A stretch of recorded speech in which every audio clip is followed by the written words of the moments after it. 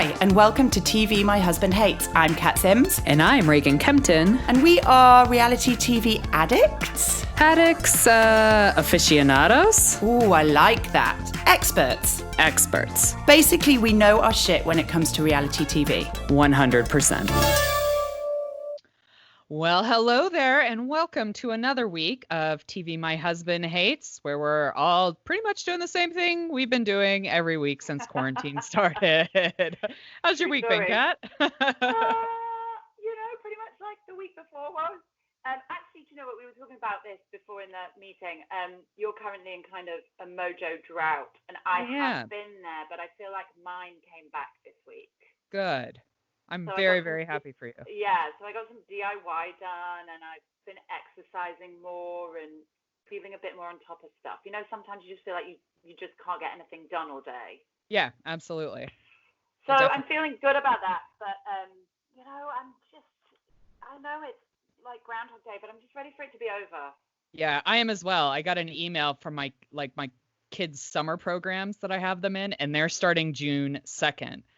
So I booked a haircut for like the 10th because things are starting to open up here as long as you're using masks.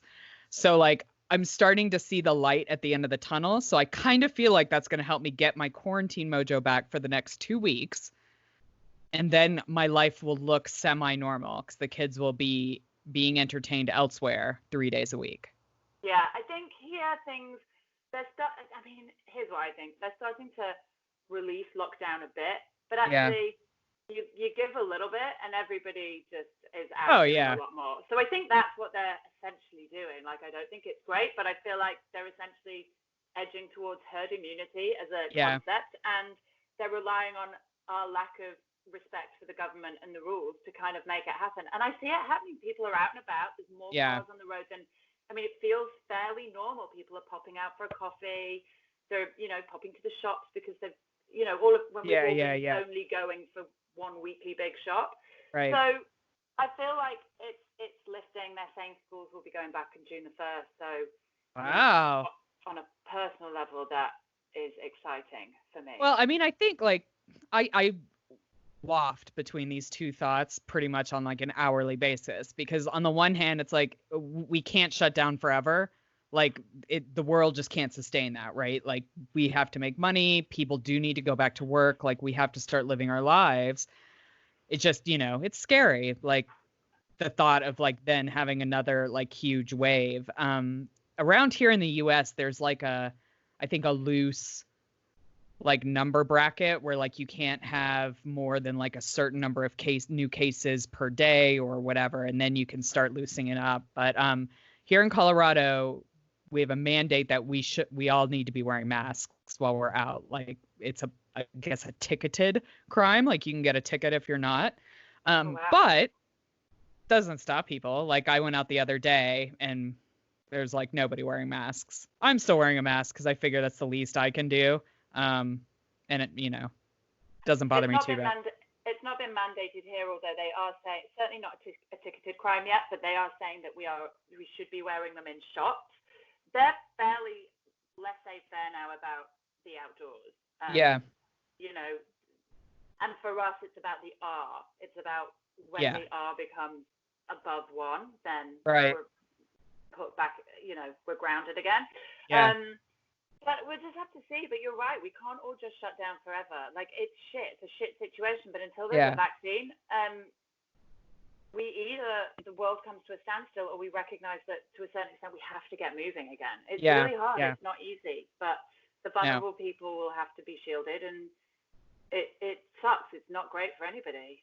No, it isn't. And I also think, I mean, Elijah and I were thinking about this. We were talking about this today. Like, everybody's just kind of having to deal with on the fly. Like we're all learning on the fly. So, I mean, it's not like a video game or a TV show where you can, try it a bunch of times until you get it right and then like move on. Like we just have to kind of base our everyday knowledge on the information that we have. And we do all have to kind of live, like living inside and only doing things once a week is not like a way the world can actually work anymore. So I don't know.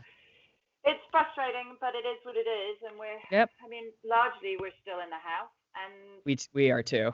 It's mean, that's how it's granted.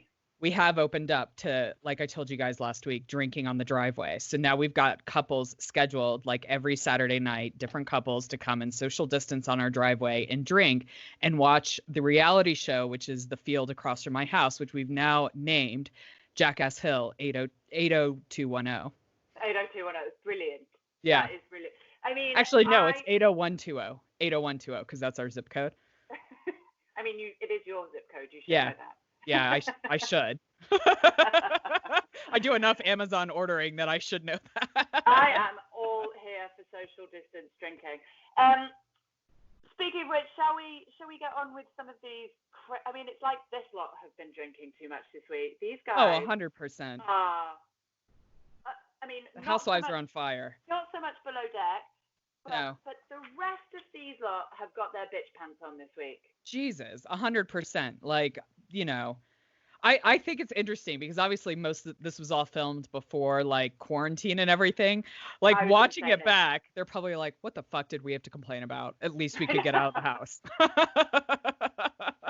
It's like watching some sort of historical drama right now. Do you know what I mean? I'm like, remember when we could all just sit down and have lunch together? Absolutely, scream at each other right at the same table, make inappropriate comments. Next to each other in a corn maze. Yeah, pee on the ground in the corn maze. Those were the days. Not give fucks. Those were the days.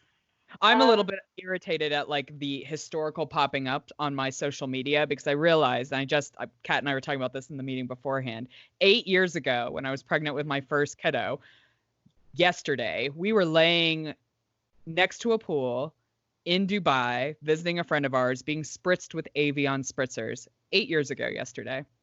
That sounds amazing. I mean, honestly, even just going like to going to the gym sounds amazing to me right now. Just being around other people.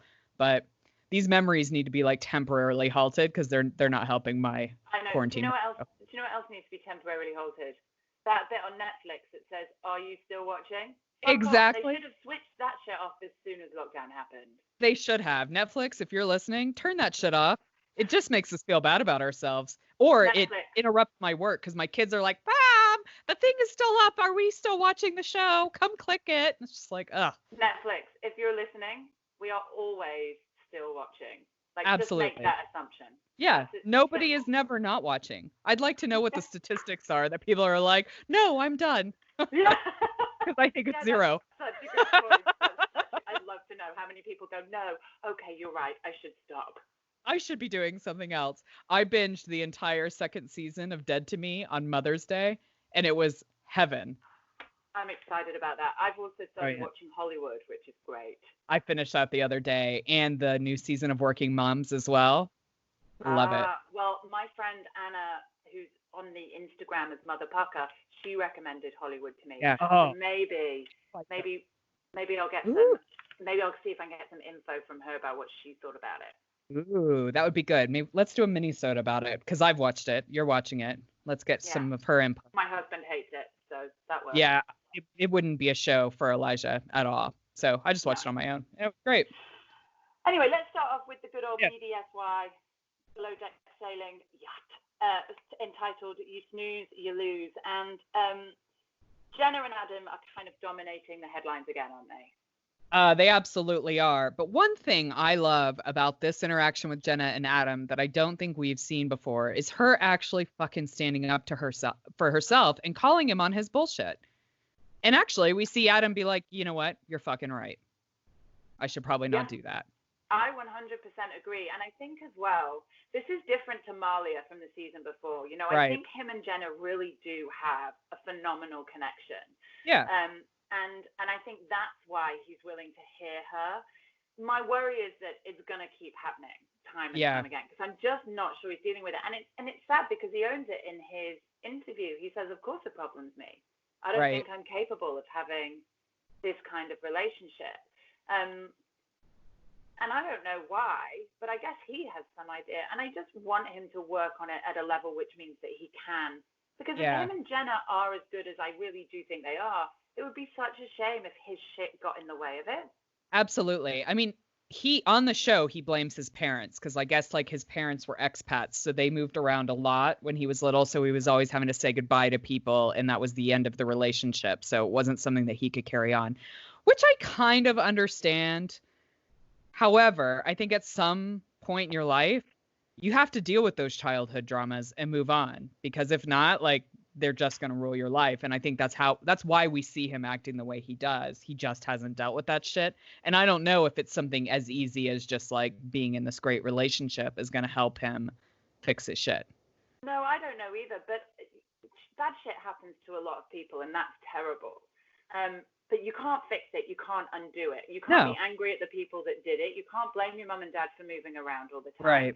Eventually, you have to decide whether you want to carry that baggage and let it ruin the rest of your life, or whether you want to do whatever it takes to get rid of it. And I really hope that this relationship with Jenna inspires him. I didn't think that they were together, but then Jenna's posting stuff on Instagram quite recently where they are. So who knows what's going on? Right. Aside from the context, I really like them as a couple, and I really hope that they work it out. I agree with you. I think them both working on the boat is causing serious problems. But I don't, like, for me, it's not their relationship. It's the way they're handling everything on the boat that's causing the problems. Like, I think their relationship could be quite good, just not in this scenario. Like, I think it's just a hard scenario. Like, unless you're like Paget and Ciara and have been together for ages and can like deal with it, I think a new relationship is really hard when everybody is like working and living in such tight quarters. Yeah, and I think as well, you can get swept away, and I get it. Like, we've all been there in those first flushes of romance. It's, of course, all you want to do. Oh, is it's the hot sex. Into bed with each other and rip it and snog every time you see each other and push each other up against the fridge. Absolutely. I mean, I don't know. But it's not how it can work on this boat, and you do see it really interfering. And Jenna makes this point that the guest experience wasn't affected, and I actually think she's right. I don't think the guest experience was greatly affected. Totally. But that's not the only thing that's important. It's really damaging to staff morale, and as the manager, that's her responsibility. And I feel like she, in this episode, dropped the ball on that. She did. And I would say she probably dropped the ball more in this episode than she has previously. Like, you know, the snogging in the kitchen is what it is. Like, that doesn't really bother me. Maybe it's annoying to them, but at least they're both still working. I think this kind of stagger that didn't happen really damaged the relationship of the interior. And I think that's what everybody is talking about. I think Jenna's 100% right. Guests had no clue what was going on. And that's fantastic. That's the strength of your team, but your team fucking hates you right now. And that's not cool. And and they didn't, and that wasn't because of your actions, it was in spite of her actions. Right. And so I think she needs to own that. And I think Jenna immediately goes on the defensive. I get totally. It. You know, you and I both know all about that. Yes. But I do think she needs to own it, because I feel Georgia's in the middle. Georgia is like super chill. She's like, look, we're here. It's not great, but let's just get on with it. Madison's like, I'm so mad. And I get both of those things. Totally. Like, I can appreciate both reactions. But I do feel like it's really damaging to the team morale. And that is essentially Jenna's responsibility. That's her job, right? Like, as first due, that's your job. That you are motivating everybody to do the best job that they can. 100% they have the guest experience nailed. Everybody's having a blast. So that's fine. But I think team morale definitely needs to be repaired after Napgate. Well, and especially because Georgia reaches out to Jenna in the laundry, and she's like, listen, and she wants to tell Jenna that she's on Jenna's side. And Jenna just shuts it down. Like, she won't even hear it. And right. And I get it. It's, you know, she doesn't want anybody involved in the relationship, but you can't live in that kind of close in quarters where you are working, living, breathing together and not have people involved. You can't have your cake and eat it. No, because it's also not like you guys are keeping your relationship behind doors either, like sneaking, shutting a door, making out, or doing that and then being totally professional on the out. You can't have it both ways. Either people are in it or they're out of it, but like you can't do both. And also your relationship is affecting other people's experience on the boat. Therefore, it's up for discussion. And I think that I felt bad for Georgia because I really felt like she was trying to support Jenna. And I think it was just too much for Jenna. And I think in shutting Georgia down like that, I think it hurt her feelings. And totally. actually on the stories, Jenna I think she got a little salty with us because she reposted them and she was like, yes, it was meddling. Of course it was meddling. And I just thought, I get it. She's really struggling with social media now. She's undergone a lot of trolling. She's had terrible, terrible experiences. And I've been there and it's awful. And I wouldn't wish that on anybody. And none of the stories that we did, I felt were trolling. I felt like they were simply just asking the question. issue. Yeah. But I feel like she's very sensitive to that. But she definitely thought it was meddling. And, you know, and then when I asked about, you know, the guest experience, she was like, the guest experience is everything and it wasn't affected. So I love Jenna. I actually think if we were like hanging out having a drink. Oh yeah, we'd all be drinking rosé right out of the bottle. We're like, we know that. Totally. I want her to teach me her dance moves. Yes. But I think it's okay to be able to say she dropped the ball there.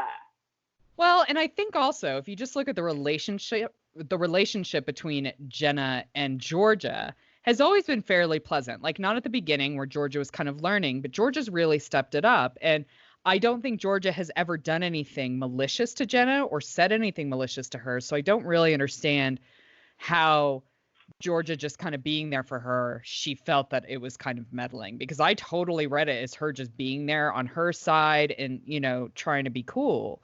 Like she's never been mean to her. Like Madison, on the other hand, I would have gone the other way. Like that would be an obvious meddle and just being kind of a dick because that's their kind of relationship background. But I don't know. I mean, we'll definitely see more next week. We'll see Jenna and Glenn's conversation about the interior and see how that goes. Then I think this is also the last charter. So we're going to be losing some shows next week. I know. We're going to have an easy breezy, beautiful cover girl week. Right.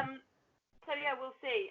We obviously, just before we finish, have that continuing tension between Paget and Georgia, and I do feel for Georgia here because she's really caught serious feelings for this guy. Oh yeah, she's 100% caught feelings. This is not just I want to fuck you and be done with it. Like I think she's really connected to him on an emotional level, and he's not gonna leave Ciara. Like he's not. He hasn't. Like they're in quarantine in Italy together. But I really feel for Georgia because I think Chris is trying so hard to like get in there and be lovely, which I think hands down Chris is super lovely. The way he's been working through back pain fucking astounds me, and especially like what he's doing. I have to say, I don't find Chris sexy in the slightest.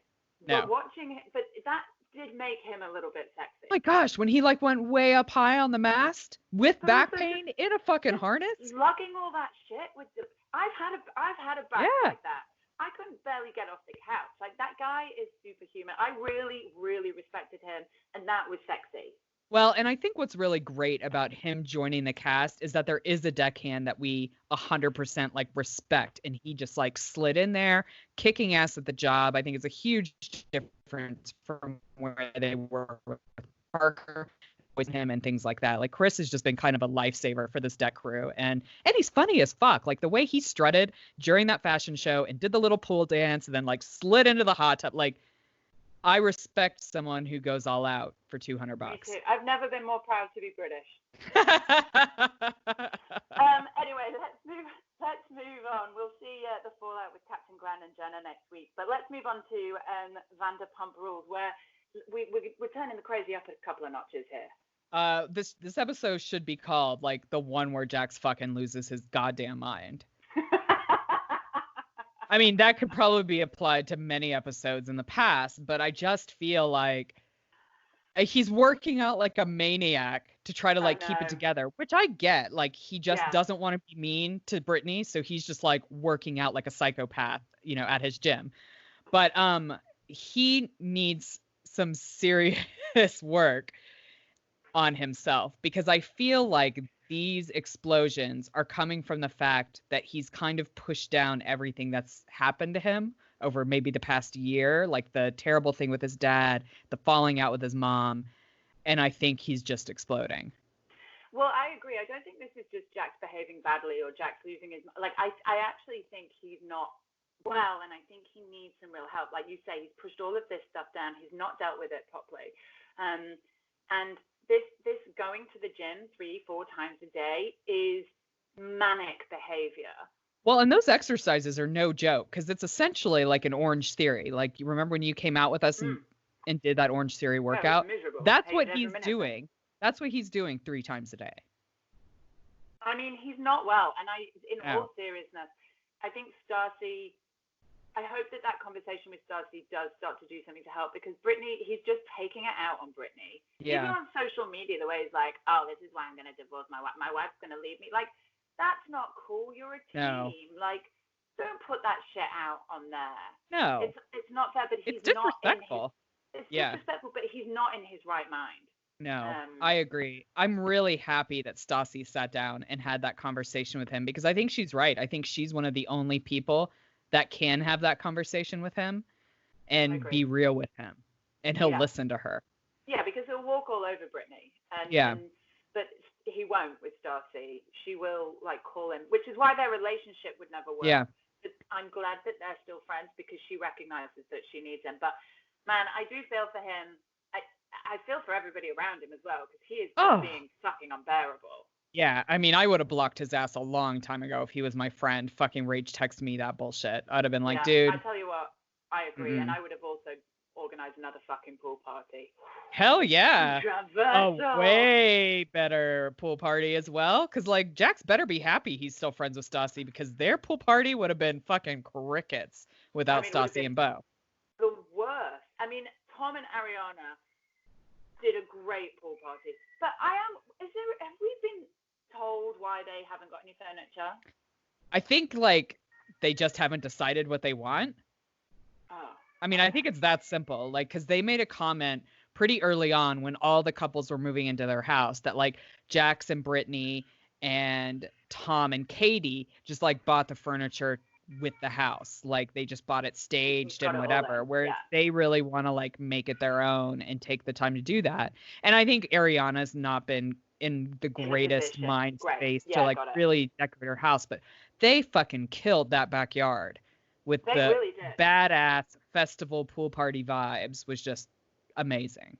Yeah, I know which pool party I would rather have done. Fuck yeah. Apart from anything, although I was going to say that, I mean, Kristen and Carter did turn up.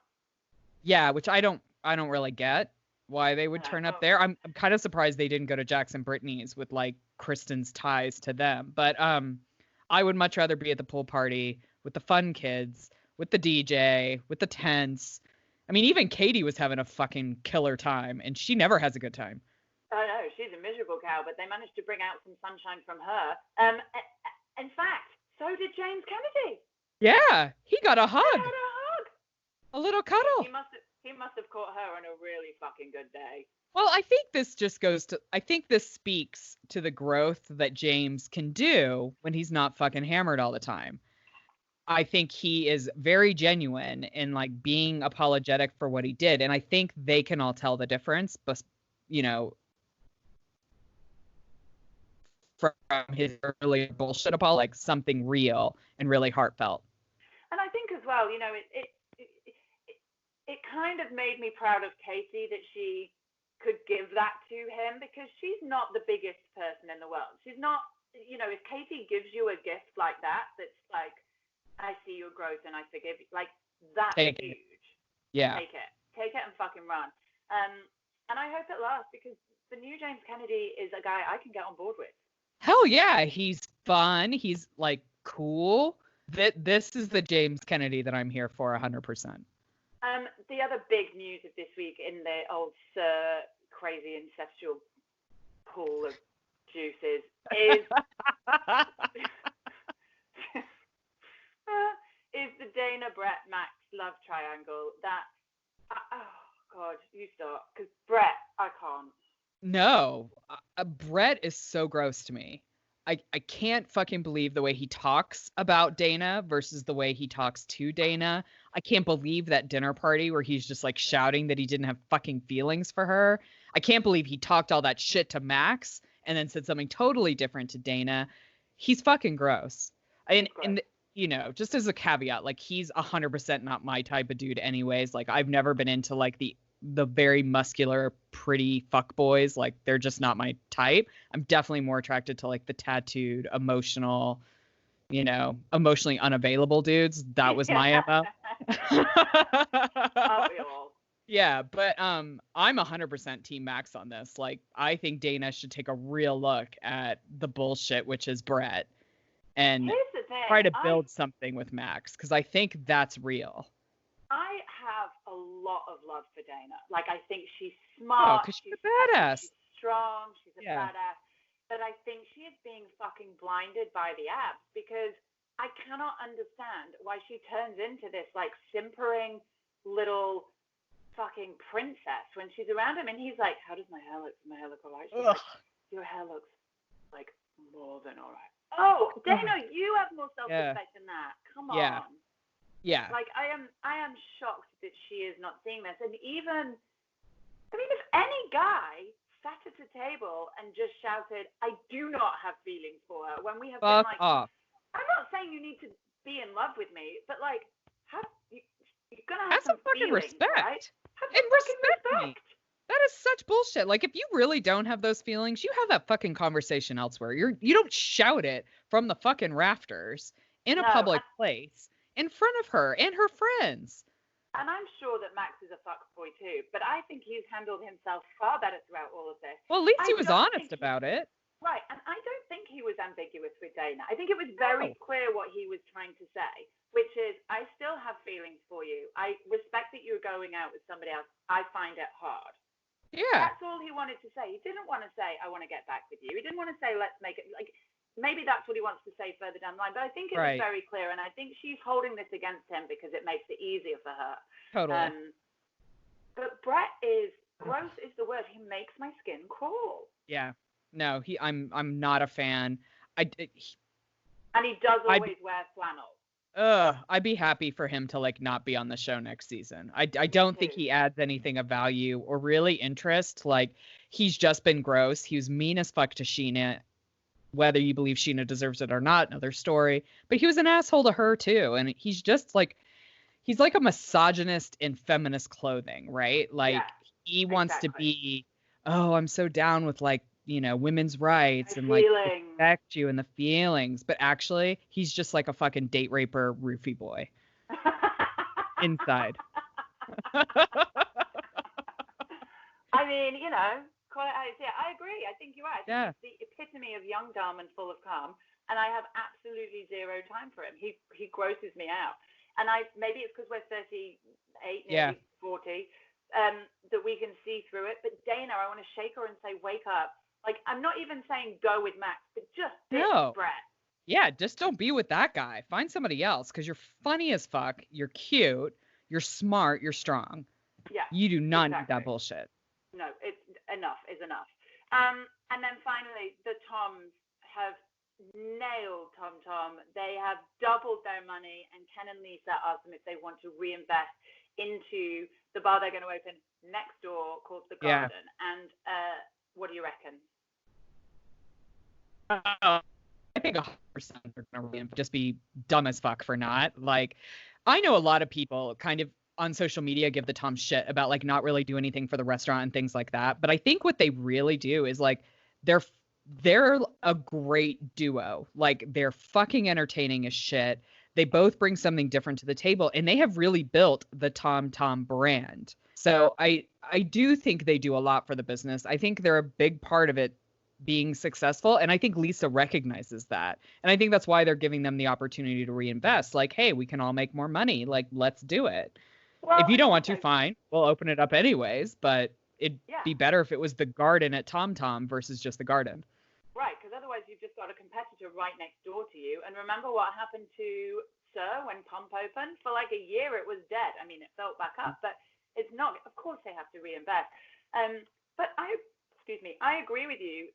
For Lisa Vanderpump at first with Tom, these guys were just a line on her marketing budget. They were like, this is what they're here for. And they did a great job.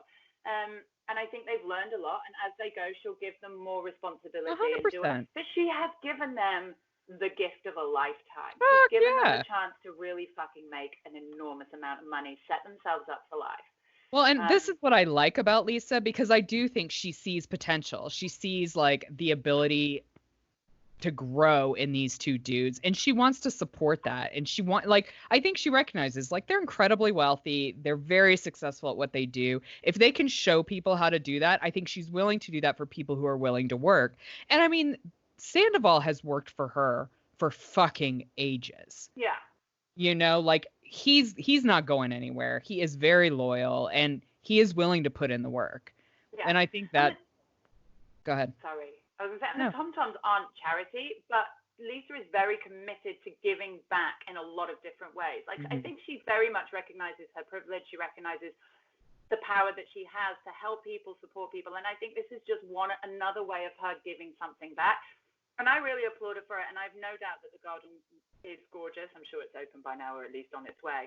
Right. But I love seeing the Toms succeeding because, you know, they're I mean, not that Tom Schwartz ever worked really in a bar for more than 30 minutes, but like he had a panic attack and ran out. He seems to have found his niche. Who knew? Yeah. I mean, 100%. And I'm actually kind of liking Sandoval a little bit more now in the season than I did at the beginning of the season. Like, I think he's calmed down quite a bit, and I think things must be kind of better because he's not as fucking crazy as he was. Yeah, I think he's found his thing. You have to excuse me. Halfway between us talking about that episode, my husband walked in and gave me a bowl of ramen. Aww. Which is really super kind of him, and I cannot be That's more very grateful. kind. But the problem is I can't really eat it now, so now I'm just looking at food, starving, hungry. Like cold ramen. You know what I'm like when I'm hungry. Like, let's get through this podcast. We don't want her yelling at me. I'm slurping in a little bit here and there, but I'll do my best to obviously hide it. But let's move on to the Real Housewives of Beverly Hills, because I swear to God, these Housewives ladies are off their fucking rocker this week. Yeah, no, they've definitely got their bitch outfit on. They're all crazy. They really are. We start off back at the pizza party. Yes. Let me get to my notes.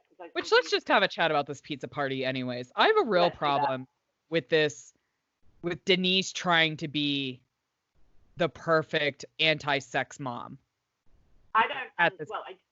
We do understand what's going on. Like, obviously, we know what's coming, so I can get it. But it just is so obvious that this is just bullshit. Like, at one point, this is late. All the other kids have gone, and they're all at the grown-ups table. And she turns around to her 8-year-old who sat at the grown-ups table late at night and says, "They're not talking about things that are very appropriate, are they?" So it's not appropriate. Go to bed. It's the fact that your daughter is not in bed.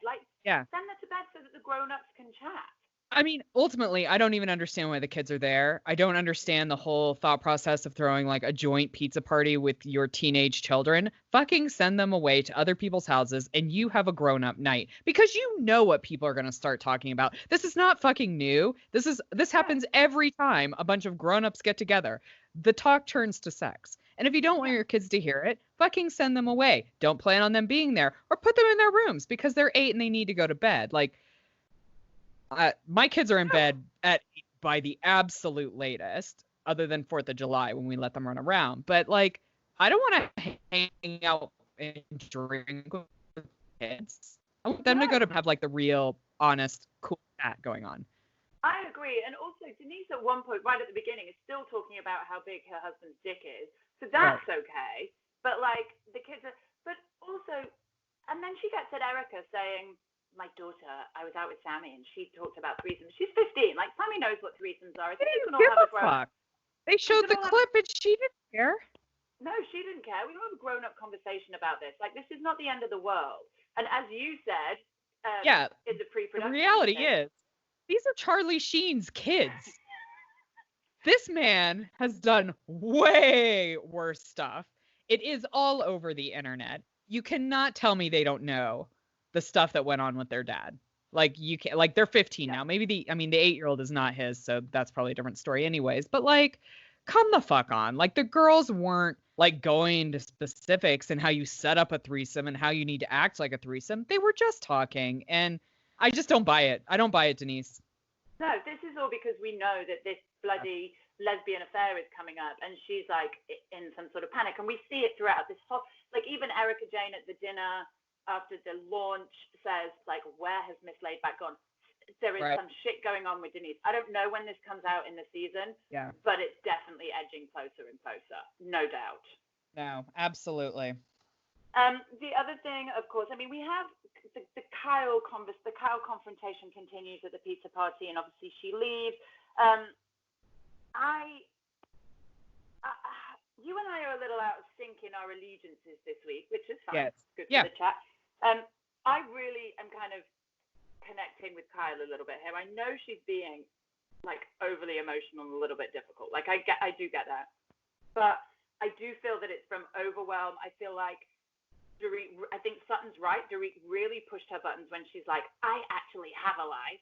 And I just think it's too much for her. And actually, I don't think it's fair that Lisa Rinna says that she doesn't blindly support everybody else. She lost Lisa Vanderpump over blindly supporting Dorit over this. Like, I do think that Kyle has been in their team. But I also feel that her kind of responses are a little bit emotionally driven rather than kind of logically driven. Yeah, I think on this, we're pretty aligned. Like, I think this is the first time Kyle has taken on this much work at one time. So I think she's struggling with balancing it all and being there for her family and being away and being there for her friends. Like, that's a fucking hard struggle, 100%. I know where she's coming from. We've all been where Kyle's at. It just sometimes gets too much. And you do just want your friends to back the fuck off. Yeah. I don't really understand the beef with Dorit. I think that was just exacerbated by the feelings. I don't actually think Dorit meant it that like Kyle didn't have a life. I think she was just like making an offhand comment that was maybe came off a little dickish, but just like, well, I have a life. Like I have other things going on. I needed to handle it. Like that's what it was. And I think if Kyle wasn't in the kind of emotional state that she's in, it would have never been an issue. This would not have even come up. This whole thing about having to compare how hard everybody has it, like Denise is banging on about this. Like I record 10 episodes of Bold and Beautiful every week. You know, all of this bullshit. It really pisses me off because two reasons. Firstly, everybody's hard is different, right? It doesn't matter whether you think that their hard is hard relative to yours. That's not the point. The point is they find it hard, therefore it's hard, and we need to show them compassion and respect that. It's not a fucking competition. But also, ladies, let's just remember, you've got a lot to be fucking grateful for. Like, let's put this into some perspective. I get that it's hard, but it's quite unsettling watching super privileged women bitch and moan about how hard they've got it. Like, I know I feel like I'm contradicting myself a little bit there. All I'm saying is a little bit of recognition on their part. Right. Would all make it go down a little bit easier, but don't sit there and say, it's just so hard. When, like, I get it, but let's recognize what you have. Like, well, and I think attitude goes a long way.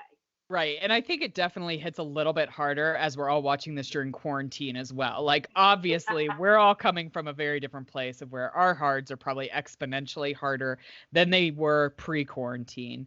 And I think you're right. I don't like any of the bitchiness that happens on social media or on these shows or whatever about like my hard is, you know, like my hard's worse than your hard. Like, fuck off. Everybody's just trying to do their best.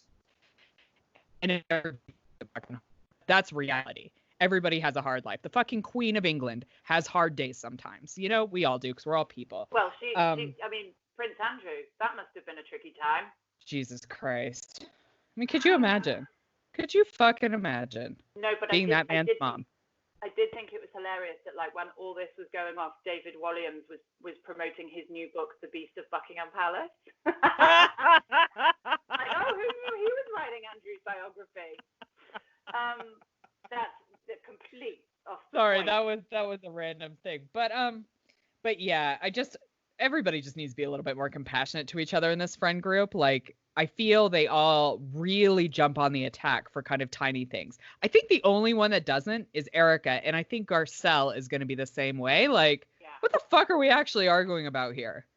This seems stupid. Erica has always been the voice of reason. Yeah. Like, she's fucking over the top with a lot of things, but when it comes to relationships, her emotional empathy is so high that it just means that she can always see something from a slightly more measured position. And, you know, she stays very quiet as well when the whole Sutton Dorit thing comes out. And again, I think we're a little, you know, you and I don't fully agree on this, but there's something about Dorit's vibe this season that I just don't like. And I don't know whether it's because there's shit happening behind the scenes that everybody's sort of not talking about. Right. But I just feel like she is really on the defense. Like she's really, I don't know. I just feel like she's attacking, and I do feel like she goes after Sutton for this.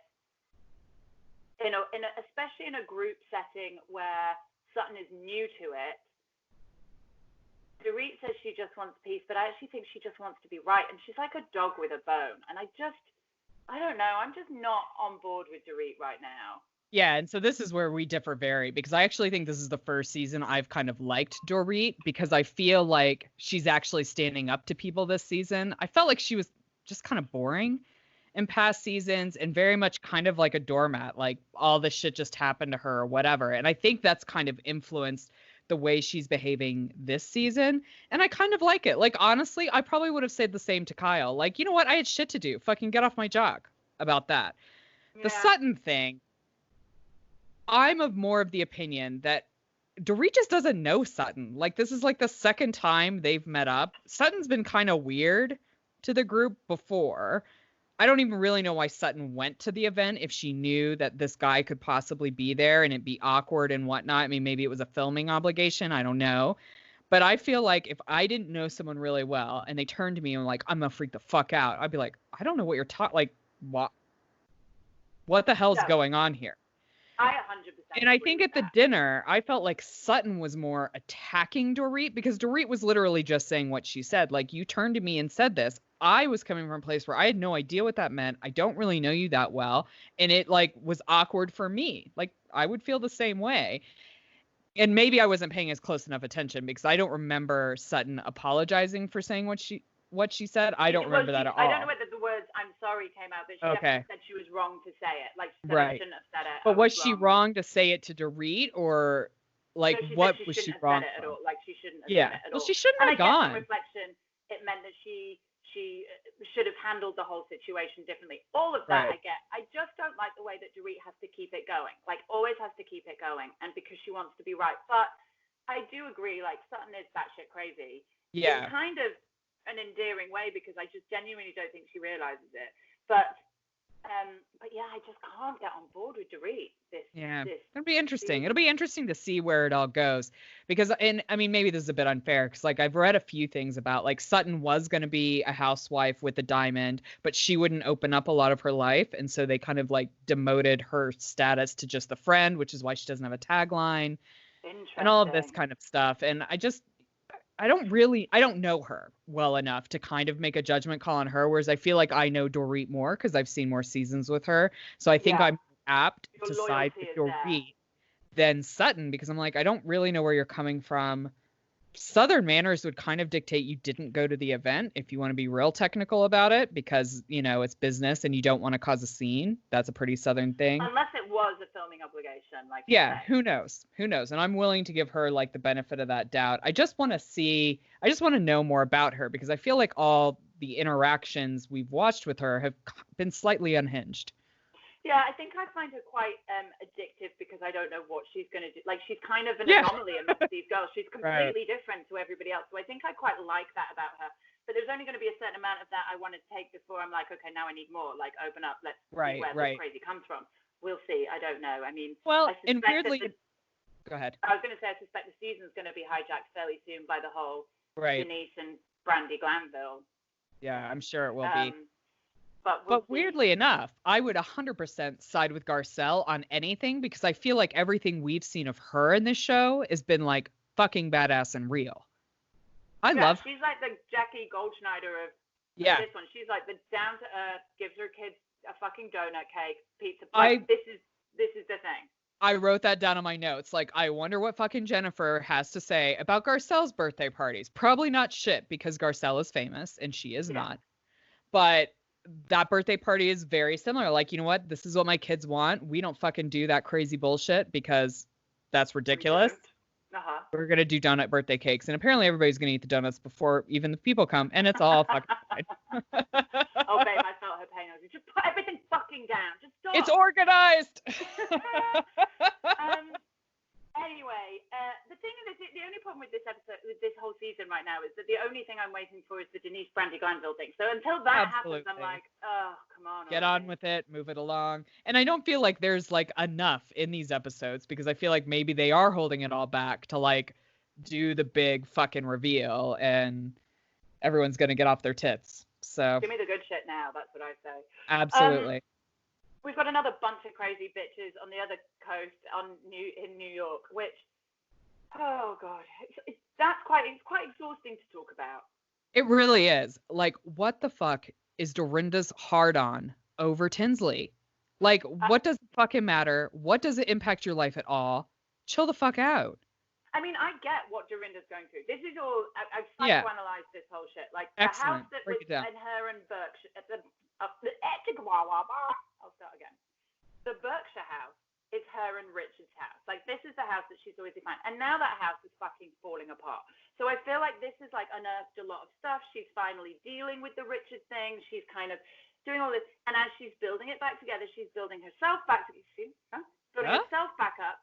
Part of that is ditching John. But I do think she's going through a fuck ton of feelings. And for some reason, I think she sees in Tinsley a lack of not gratitude, but a lack of awareness about how fucking lucky she is. And I think Dorinda resents the fact that Tinsley cannot recognize actually how lucky she is, because she isn't 55 with a dead husband that she really, really loved and is now alone and sad and all of these things. Which, by the way, Dorinda, again, let's put some perspective on this. You are, like, I know things are hard, but, like, you also have a pretty fucking amazing life. And I think she feels resentment towards Tinsley for that. I don't think it's right. But I feel like that's where it's come from. But the way that she treated Tinsley at that lunch table... Fucking horrific. ...was the most disgusting thing I've ever seen an adult do. Frankly, awful. 100%. Like, so mean, so belittling. I would have punched her in the face if she had spoken to me that way. Yeah, it was bullying. It was hands down 100% unequivocal bullying. And honestly, I would have punched her in the face had I been there. Like, part of me is like, where are these other people? Like, why are you going to let her talk to, like, you guys are a friend group. If one of my friends was talking to another friend of mine that way, I'd fucking get my ass in the middle of it. And I don't care what you're fucking going through, frankly. I don't care what you're going through. I don't care how sad you are. I don't care how broken you are. You don't ever treat or speak to another human being like that. And it was gross, and them making excuses.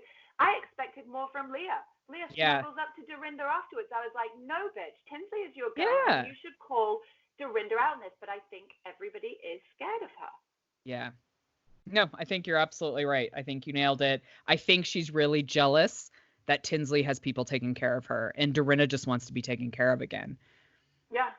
And I think Tinsley has the opportunity to have a lot of what Dorinda has lost. Right. And I think that she struggles with that, and I can understand all of those feelings.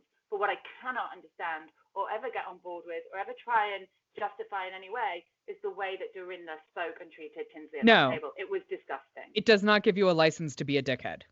No, it just doesn't. There is never anything. And okay, we all are occasionally assholes. That's fine. Own it, apologize, move on. I fucking hope Dorinda does, because I do like her and I think she's going through a crisis. Yeah. And when she's not, she's great fun. And I always thought of her as kind of quite down to earth, considering and totally and all of that. So I hope that she sees what she did, but I've never lost respect for somebody quicker. No, it's really appalling. And I think it kind of harkens back to like the first episode when she was like bullying her about being in kindergarten and like all this other shit. Like, she's so demeaning and disrespectful to her that it's just fucking wrong. Yeah, it really is. It's gross. We do see Luann go to Leah's apartment. Can I just say, Luann, obviously we all know I don't like Luann at all, but she has this talent of even being the biggest bitch when she's trying not to be. Like when they say, what do you think of Leah's apartment? And she's like, oh, I love how humble she is. I mean, fuck you, asshole. Fuck you, you snob fucking cowbag. Yeah, I mean, not everybody was married to a count and got a huge fucking divorce settlement. I mean, come on. Yeah, I mean, and actually, actually, by New York standards, that's a pretty fucking big apartment. Hell yeah. I mean, if she lived in like Ohio, she'd have a fucking mansion for what she spent for that apartment. Luann just blows my mind. But what they do talk a lot about is obviously their relationship with alcohol here. And this could go, you could see this in two ways. Either this could be two friends empathizing, having a lot in common, really supporting each other, or this could be two addicts really enabling each other. Now, which one do you think it is, Reagan? I voted for the latter on the Instagram poll. I think it's incredibly enabling. I hearken it to like two heroin addicts being like, oh, so we used to do a shitload of heroin. We've gotten over that, but we could probably just do a little bit and be totally fine. Like, we got a candle on this. Like, I think this is like addict behavior 101. Like, when you get two addicts together, they will usually enable each other to fucking fall off the wagon. Yeah, time is gonna tell, and maybe we'll be wrong in eating our words, hopefully. And maybe it turns out that they can absolutely manage their alcohol and they didn't have a problem. And I will hold my hands up and say I was wrong. But right now, I'm calling it that this is gonna end badly. Yeah, but I think for both of them. Maybe a little more so for Leah. I feel like Leah has a little more to lose than Luann does. I mean, Luann's kids are grown and, whatever. But Leah still has kind of a young kid at home. And I don't think she's surrounded by people that will enable her. I think the people around of her are going to call her on her bullshit, like Rob, her ex, and things like that, are not going to fucking let that fly. No, I agree. I also hope Luann doesn't bring Leah down with her because, Me too. You say, like, Luann doesn't have as much to lose. No. So just before we finish, I just want to talk about Tinsley's trainer because he is hands down my favorite thing on TV right now. I love that he could give two fucks about being on TV to the fact he calls them all the wrong names. I know. He calls her Tinsdale. He calls Dorinda Dorito. And he just doesn't give a fuck. He's like, where'd you guys get all these names? But I love him because, like, he looks like he cannot string a sentence together. Actually what he's doing with Tinsley is, like, boxing and, like, psychotherapy all in one go. He is brilliant. Yeah. At first I was like, is he the worst trainer or the best trainer? I'm deciding he's the best trainer. He is the best. And I mean, obviously, he's a boxing coach, so he probably was a boxer, so he's probably taken a few to the head. But I love him. I think he's very real. He is very real New York, not like the New York where these ladies come from. He's from the real New York, and he's probably grew up there, judging on his accent. But I love him, and I think she needs to fucking listen to him because he's speaking a lot of real truths to her, and she needs to open herself up to that shit. Not in complete sentences, but he is talking a lot of truth. You got to piece it together, but it's there. It's there. It's good. There's good shit there if you can dig deep enough. Well, that's us for this week. It is. We've wrapped up. We only have 4 shows. I think next week we're looking at the Vanderpump Rules season finale, so there'll be a reunion for that. I think we're coming up on the BDSY Below Deck Sailing Yacht finale, so we may only be down to the Housewives, which shall be interesting. I think I'll need a stiff drink if that's all we've got to talk about. Maybe it'll be more drinking and just chat from us. So maybe. Yeah, stick with us. Stick with us for that. Listen, guys, we hope that you are surviving lockdown. We are here for you. And even if we lose all our shows, we will come up with some shit to talk about. So stick with us. Please don't forget that we are on Patreon. We've launched our Patreon site. So if you would like to sponsor us for literally the cost of a cup of coffee a month, you can pay £3. And I think it translates directly into $3, actually, for the American listeners. You can get some great stuff. We're creating unique content for that. We've just released an extra mini-sode about the Watch What Happens Live and Tommy, Reza, Adam chat. That's a good one. We've got another one landing in the near future about the Kristen Cavallari Jay breakup, split up info. So we're creating lots of new stuff for you. Please, if you can. I know now is a tough time to be asking for money, but it really would mean the world to us if there was any chance that you could support us. Absolutely. And we've got 2 new patrons. We've got Kelly Smith and Amy Marzan.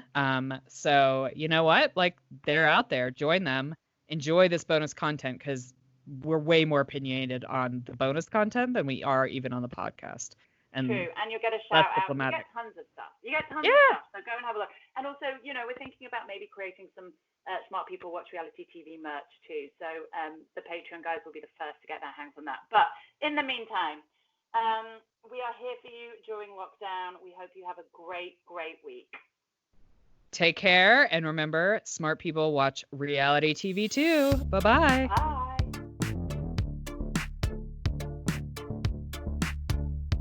Please subscribe, rate, and review TV My Husband Hates wherever you listen to your podcasts. You can also follow us on Facebook and Instagram at TV My Husband Hates and join the Facebook group to keep the conversation going when the podcast ends. If Twitter's your thing, you'll find us at TV Husbands Hate. Theme music and production for TV My Husband Hates is by Jimmy Sims.